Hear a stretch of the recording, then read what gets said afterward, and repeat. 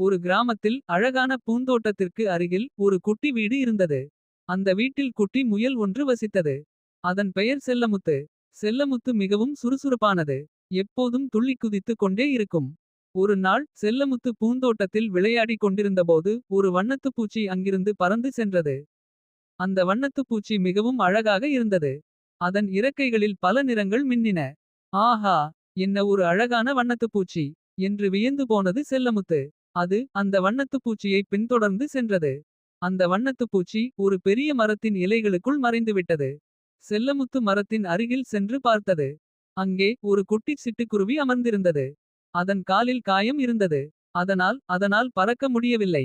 பாவம், என்ன ஆயிற்று உனக்கு என்று செல்லமுத்து அன்புடன் கேட்டது. நான் பறந்து கொண்டிருந்தபோது ஒரு முள் என் காலில் குத்திவிட்டது.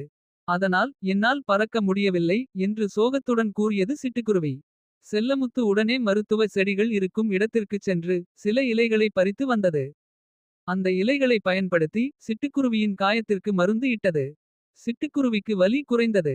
அது நன்றி செல்லமுத்து, நீ மிகவும் நல்லவன் என்று கூறியது. நன்றி எல்லாம் வேண்டாம், நீ சீக்கிரம் குணமடைய வேண்டும் என்று செல்லமுத்து கூறியது. சிட்டுக்குருவி சிறிது நேரம் ஓய்வெடுத்தது. அதன் காயம் கொஞ்சம் ஆறியதும் நான் உனக்கு ஒரு பரிசு கொடுக்க விரும்புகிறேன். அதுதான் இந்த வண்ணத்துப் பூச்சி என்று கூறியது.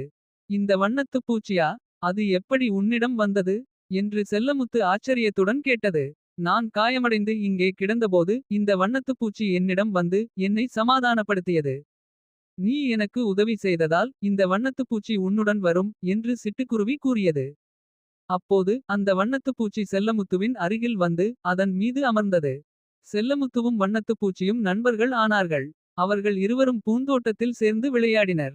சிட்டுக்குருவி தன் நண்பர்களை விட்டு பிரிந்த சோகம் இல்லாமல் மகிழ்ச்சியுடன் பறந்து சென்றது. இந்த கதையிலிருந்து நாம் ஒருவருக்கொருவர் உதவி செய்தால் நமக்கும் நல்லது நடக்கும் என்பதை நாம் தெரிந்து கொள்ளலாம்.